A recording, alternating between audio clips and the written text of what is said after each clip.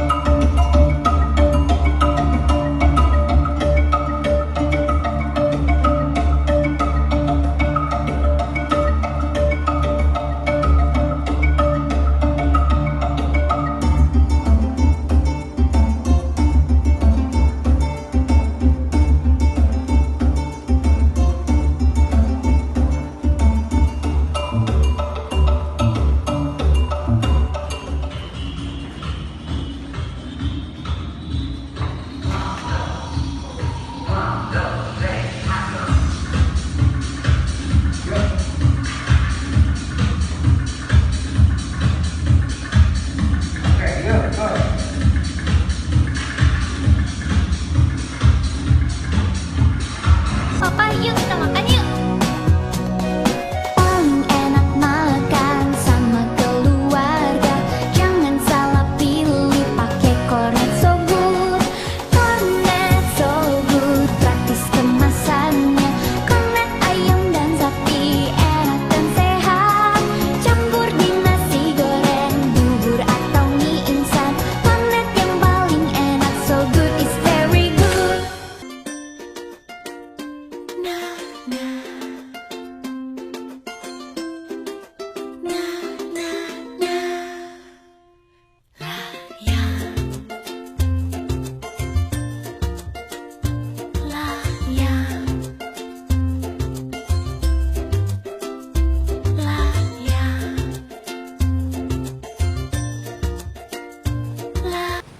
Selamat sore Om Bram. Selamat sore, semangat Semangat Om Mas Bram. Ferdi. Om Bram, Lama juga ketemu ya, Mas Om Bram Ferdi. mungkin bisa disampaikan ke teman-teman penonton yang ada di sana nama lengkap Om Bram, karena saya tahunya kan Om Bram Samurai kan gitu. Nama saya itu asli KTP Asaf Ibrahim. Oh. Nama Bram Italia sebenarnya ada sejarahnya, Mas Dedi. Oh, gimana? Ya.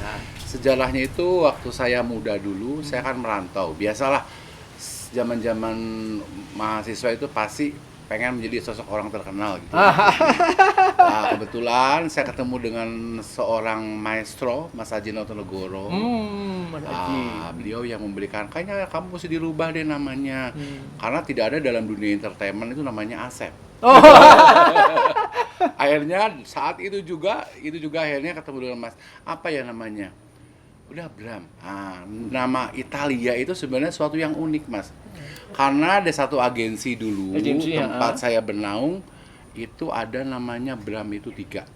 Ya, ada Bram yang bule, ada Bram yang hitam. Nah, kebetulan saya belum ada namanya komplitnya. Lah kebetulan saat itu saya lagi ada show di Lombok. Ya, di Lombok. Maklum lah Mas, zaman dulu kan kita dari daerah, terus ada show, keluar kota naik pesawat. Lah pada saat ganti-ganti tas itu kebetulan tas saya itu dipinjemin tas yang mahal ya Mas, sama Mas Aji sama beliaunya. tertulis di situ ketukar sama orang Itali. Oh. Ah, itulah jadi salah satu bualan mereka. Akhirnya, yaudah dari Bram Italia sampai sekarang Bram Italia. Weh. Ceritanya itu hanya masalah tas Ah. merek yang ketukar yang dibawa saya. Oh. Saya saat itu jujur nggak tahu itu tasnya harganya berapa, Mas. Saya pikir itu tas biasa, ternyata tasnya itu di atas nolnya itu di atas ya 06 lebih lah. Wush. Coba kalau saat itu hilang, coba gimana? Itulah Ya sejarah Allah. nama Itali. Makanya agak sedikit expensive. Om Bram expensive, bener. Pengennya seperti itu, insya Allah. Gitu. Nah, Om Bram bisa apa? Bisa kemudian bisa modeling, bisa mengajarkan anak-anak itu. Belajarnya itu di mana Om Bram awalnya itu? Sebenarnya sejarahnya panjang. Hmm. Sejarahnya panjang. Buat adik-adik semua ya. Jadi tidak semua orang itu kalau punya semua orang tuh harus punya mimpi ya. Lah kebetulan saya juga mimpi. Ya. Saya terlahir di desa dengan 10 keluarga. Saat itu ayah saya seorang ulama, Mas. Jadi cerita dulu ya, nggak apa-apa ya, Mas ya. Iya. Saya saat itu punya cita-cita. Begitu saya melihat Adi Bing Slamet di TV, saya selalu mengajukan ke bapak saya, Bu, aku diajak ke Jakarta dong, pindah sekolahnya saat itu. Tapi tetap kekeh bapak ibu tuh melarang. Nah, suatu saat kakak saya tuh ngomong, kamu badanmu gemuk, hitam, mau jadi artis, siapa yang akan? Iya. Setahun, 2 tahun, saya SMP sudah pengen seperti itu. Udah pengen pindah dari Majalengka, pindah ke Jakarta. Karena melihat sosok saat itu lagi terkenal tuh Adi Bing Slamet. Oh. Terus saat itu saya tiba-tiba ada tetangga saya pulang-pulang bawa piala. Saya nangis. Ibu pengen piala saat itu. Satu lagi pukulan kakak saya, kamu pengen piala, bisa apa wong kamu gajah? Jujur, fisik saya zaman itu kelas 1 SMP, saya itu gemuk, hitam. Terus saya zaman dulu kan saya maklum lah namanya orang Nun Sewu tidak semua orang di pesantren ya. Kaki saya bintil-bintil, Mas. Lah saya pikir akhirnya saya sadar diri. Sadar diri suatu saat malam itu saya main ke tempat teman saya. Lihat ada majalah. Aku pengen kayak gini. Terus kita lagi sama ibu, Bu, saya pengen kayak gini. Udah sekarang kamu. Disitulah saya proses metamorfose, Mas. Dari saya upi abu, dari saya yang hitam, saya olahraga. Terus saya istilahnya sering mandi. Saya nggak mandi lagi di kali seperti itu. Kelas 3 SMP saya berubah. Kelas SMA saya sudah mulai berubah karena saya udah mulai latihan fisik olahraga. Begitu saya lulus SMA, kebetulan orang tua saya tuh melarang saya kuliah, Mas, saat itu. Udah kamu sekarang jadi ulama aja. Cuma jiwa saya pemberontak, Mas. Terus akhirnya saya tuh minggat dari rumah sama kakak saya ke Solo. Awal itulah yang membuka karir saya di Solo. Saya udah persiapan mental saya, fisik saya ikut lomba pertama kali. Itu lomba model.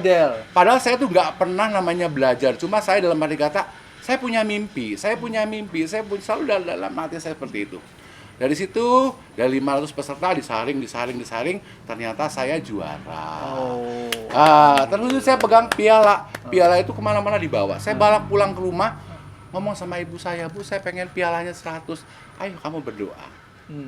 Alhamdulillah. Dari situlah. Kalau akhirnya saya dari situ, karena saya mungkin dari situ, dulu saya nggak pede banget, Mas. Jadi saya kalau ketemu orang tuh pasti sembunyi. Saya ngomong tuh pasti gagap, Mas. Begitu diri baru saya bisa berbicara dan tidak jelas. Sampai orang tua saya pikir kamu tuh kelainan untuk berbicara. Coba akhirnya dengan cara ibu saya memasukkan saya, mendorong saya ikut lomba-lomba. Memang basically-nya saya tidak ada pernah belajar modeling. Nggak pernah sama sekali? Tidak sama sekali, Mas. Cuma saya dalam arti kata saya mempunyai satu sosok idola saat itu Mas Itang Yunas. Ya. Siapa lagi ya? Mas, siapa lagi? Saya ada model terkenal lah. Kebetulan saya sendiri pada saat itu ikut pemilihan cover boy, Mas. Cover boy. Saya ketemu dengan idola saya. Elmo. Saat itu saya ketemu dengan idola saya, dari situ banyak bertanya.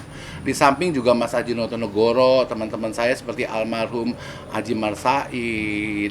terus Doni Damara, mereka semua mendukung saya.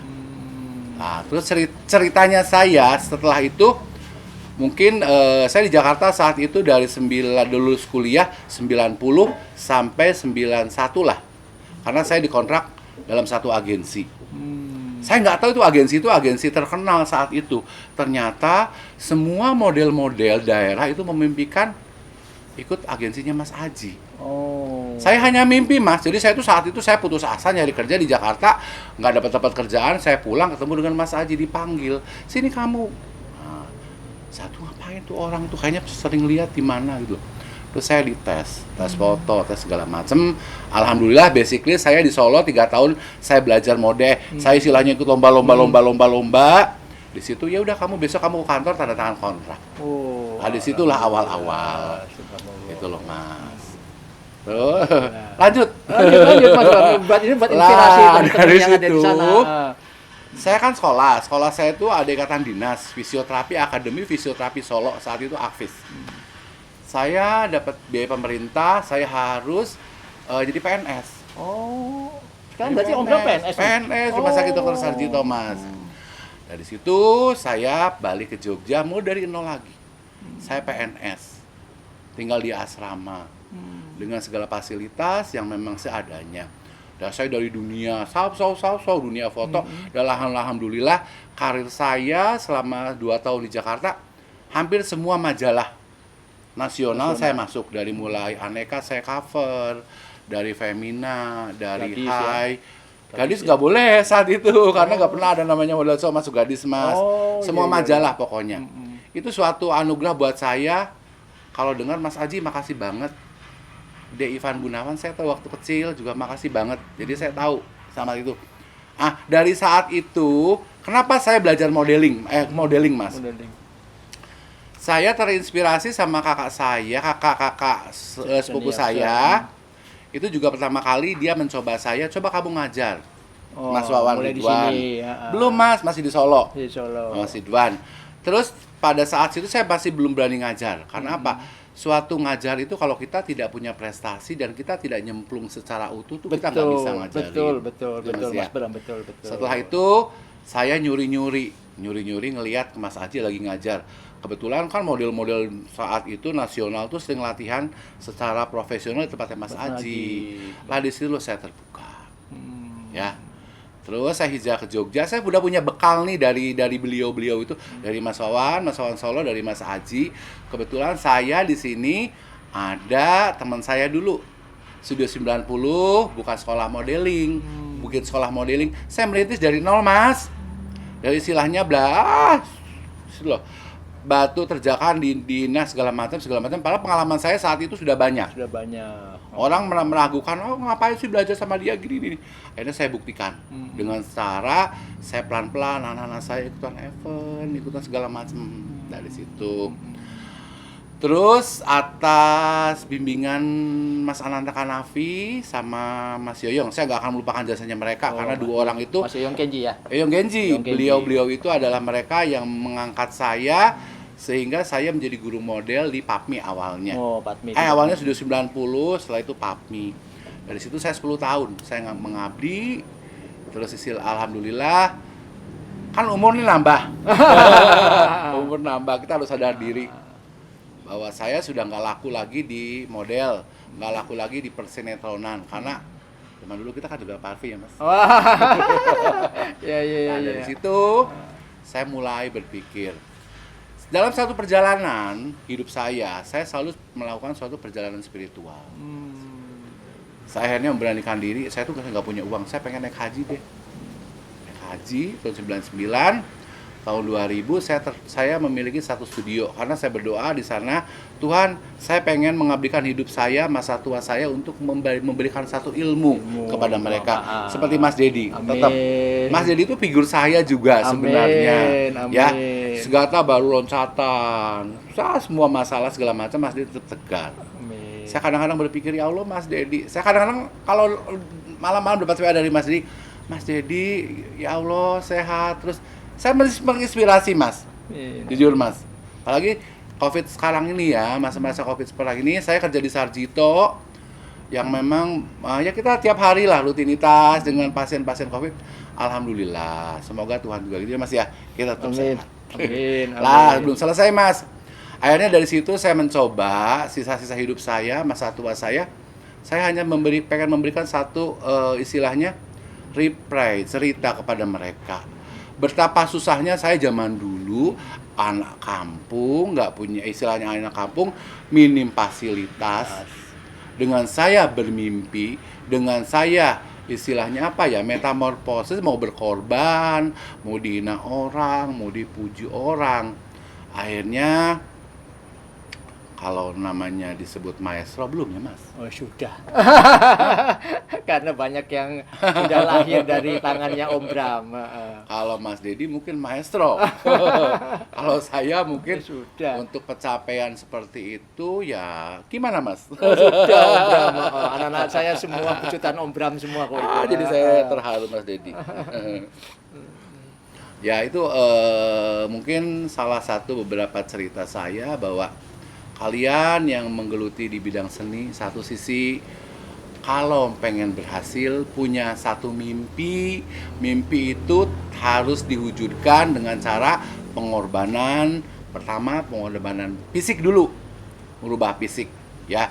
Kedua, mau belajar, mau dihujat, mau dipuji, dan kalian harus punya satu attitude ya dalam pergaulan. Kedua juga harus bisa mau tetap belajar. Karena ilmu itu luas ya Mas ya. Iya, betul. Di atas langit masih ada langit. Jadi jangan merasa puas. Kalau saya selalu bilang ke anak-anak saya, kamu misalkan di modeling nggak ada bakat, ya coba kamu pindah ke tempat lain. Mencoba, karena semua ilmu itu sama. Ya, semua itu sama, endingnya nanti kita sendiri yang akan merasakan.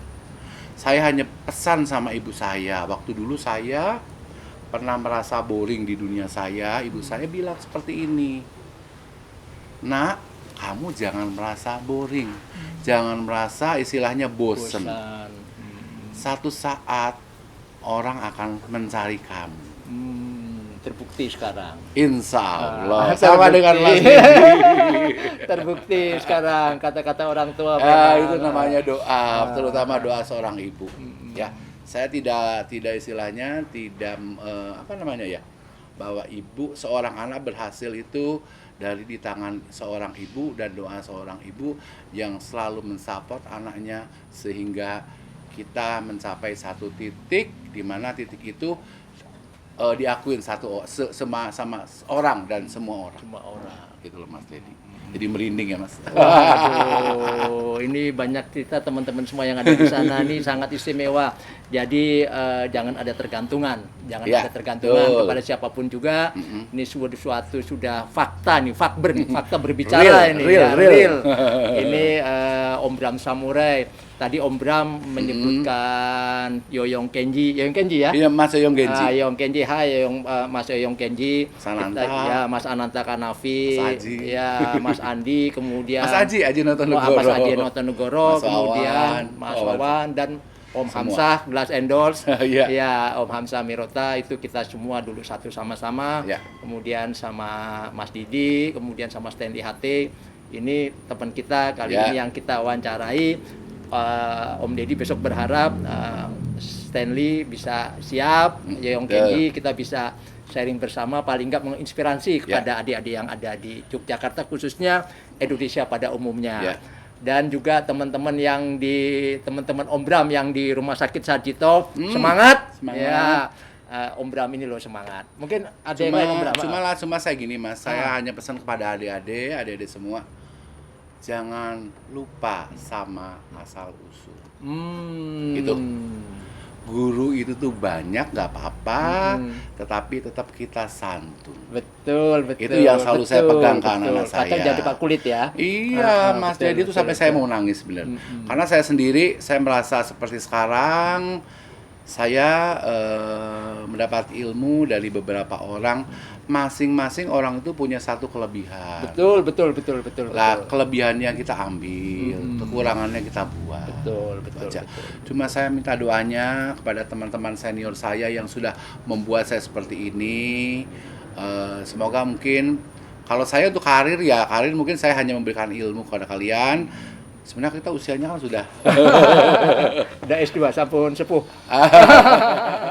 tapi kita tetap semangat ya Betul, Mas berbagi. betul, Saya betul. juga salut dengan Mas Dedi. Ya, Mas Dedi dalam arti kata masih bisa powerly memberikan ilmu kepada teman-teman. Juga saya nitip ya Mas anak-anak saya. Siap, siap. Anak-anak saya banyak sekali yang ini kan Mas Dedi dari mulai Lalita ya. Lalita, ya. Terus Vio, Asa, siapa lagi? Karen, siapa lagi? Kan ya, siapa? Fania. Fania. Nah, kita barter Mas di sini ya. Ya. Ya semoga dengan channel kita ini, Ya, Youth and Sport. channel Yudi, Youth. Youth, and Youth Youth Sport. Dance Sport. Ah, Oh ya. Kayaknya dulu saya juga pernah waktu saya mau ini ya, mau saya menyelesaikan pendidikan saya Latihan, juga ya? minta bantuan. Oh dengan Mas iya, Dedi. long Ya, time ago. terima kasih ya Mas ya. Sama-sama. Om Bram. Sampai saya juga bisa menyelesaikan pendidikan profesi saya. Jadi saya sekarang istilahnya dulu juga saya dibantu dengan Mas Dedi, dengan Mbak Ita. Makasih banget. Sama-sama. Saya juga bisa mengembangin dua disiplin ilmu modeling dengan ilmu fisioterapi. Terapi. Itu loh Mas. Iya. Baik, Om Bram, sebelum kita Iya. akhiri, ada yang mau tambahkan lagi, Om Bram? Saya kayaknya mungkin kalau ditambahkan waktunya durasinya berapa menit ya Mas? Kayaknya cukup ya. Ya, Saya berterima kasih bisa bergabung dengan teman-teman semua. Pesan saya, kita tetap di masa-masa Covid ini berkarya seperti Mas Dedi. Amin. Saya salut, saya bangga. Terima kasih juga kepada semua tim yang sudah istilahnya berusaha memberikan waktu kepada saya dengan Mas Dedi untuk membuka bisa berbagi cerita di channel ini. Ya. Baik, itu teman-teman semua, Om Bram seorang maestro modeling. Maestro, yang, terima kasih. Muridnya sangat banyak sekali dan hampir semua berpotensi di tingkat nasional. Tadi sudah disebutkan salah satu diantaranya Vio Bintang Pamungkas, ada Fania, banyak sekali lagi yang lain. Betul kata Om Bram, please mau belajar kemana aja silahkan, tapi jangan sampai lupa dengan guru yang pertama, karena itulah yang mendidik kita menjadi sekarang ini. Betul. Sekali lagi terima kasih Om Bram. Sama-sama Mas Dedi atas waktunya. Salam prestasi. Salam prestasi.